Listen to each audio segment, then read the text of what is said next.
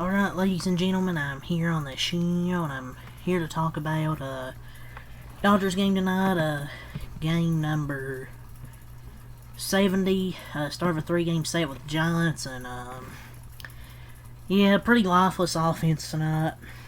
Only 2 hits for 2 runs, sacrifice fly, and then a, solo homer. Better than that, the offense was pretty quiet.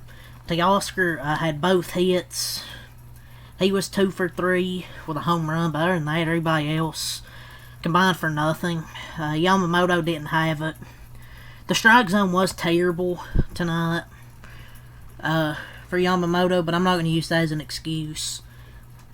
Like, I thought the home plate umpire was bad, but like,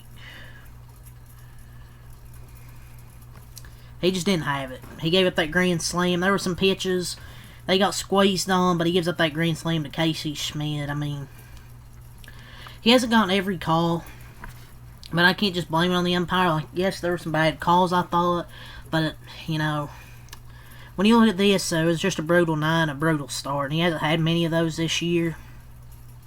It comes at a bad time.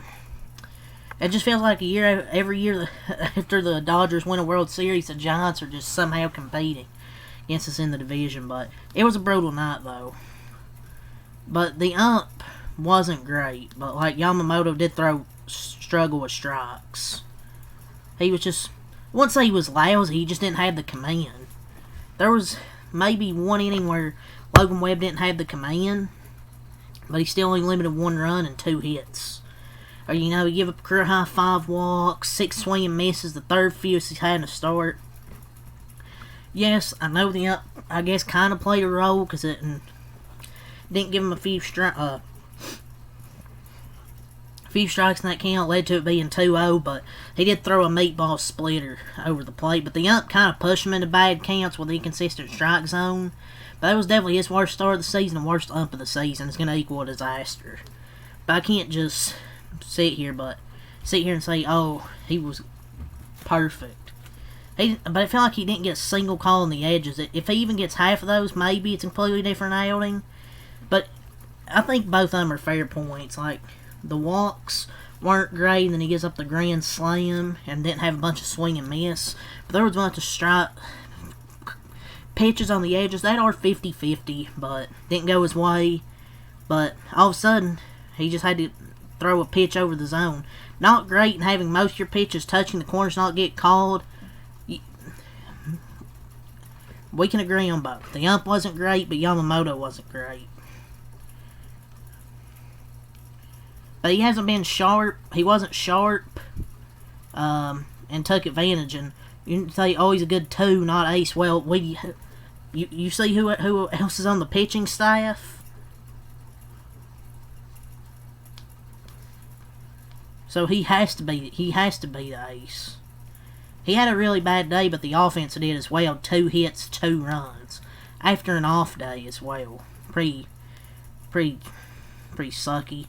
But Yamamoto didn't have it tonight. He had as many walks as he did swing and misses. He threw like 100-something pitches. At one point he threw nearly 80, and 50% were strikes. But yeah, the ump wasn't great. But both things can be true at the end of the day. But when you're getting squeezed on the corner, you're gonna have to try to throw something over the plate, and unfortunately, he did. But the ump wasn't great, but Yamamoto wasn't sharp. Let's talk about the offense. Terrible. Logan Webb shut him down. Starts for at least 7 innings this season. Logan Webb has 7. How many the Dodgers have? 2. 7 innings and 2 runs is more valuable than 5 scoreless. Must be nice to have pitchers who aren't made of glass. The offense sometimes comes and goes. I expect tomorrow they're probably going to have a really good offensive game, hopefully. But yeah, Logan Webb destroys, but the offense was completely brutal. And this ump was terrible. You almost didn't have it, the ump was terrible. Let's talk about the offense, like I'm getting to. Oh my lord. 2 hits 2. Teoscar was 2 for 3. I think every other Dodgers was what, like 0 for 24? I don't know, man. The offense just comes and goes. Shohei's been streaky. And just some really bad at-bats. Like, no, I feel like no one was focused and just terrible at-bats. Like, taking shit down the middle and whatever. Watch tomorrow, they score a lot, hit a lot and score. I guess a positive note, Justin Wroblewski's looked good his last 3 outings. He's actually throwing good, too. He's actually throwing like 99. I say positive note like it's a big positive, but it's somewhat positive.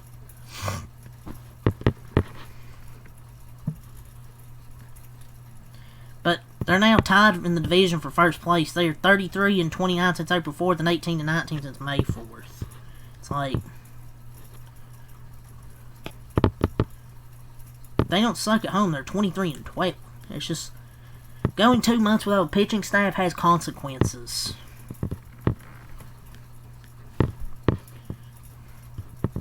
And being a 500 team, basically, what, 2 starters? I guess 3 if you include Dustin May. Is good. But, like, need to play better, man. Like, I know we don't have the pitchers right now. Because obviously they're hurt, because they always are. But still, no excuse, man. 2 hits, 2 runs. The offense was just, had terrible at-bat. It's just, they do this thing where they take pitches down the middle or after a walk, first pitch swinging. Like it even happened in the 9th inning. You get a leadoff walk, I know they're down by 4 runs, but then Freddie first pitch swinging after the walk. You never know, Ryan Walker might not have had it, you don't know. They probably weren't going to win anyways, but still, that's just an example. It's like after a walk, first pitch swinging, and all of a sudden that's the first out. And we're now tied with them for first place. They always come out of nowhere every few years after we win a World Series. But yeah, Yamamoto, 4.2 innings, 6 hits, 5 runs, 5 walks, 4 strikeouts. And his ERA goes up now to 2.6. I don't know, it's just arguably the best pitcher in the rotation. You know, walked a season high 5 batters, a career high, I think even a career high. It's just, it is what it is, man. Like, sometimes pitchers don't have it. And it's unfortunate that this is a time they have it. But once they hit that grand slam with Casey Schmidt, it's just I just had a feeling they were losing.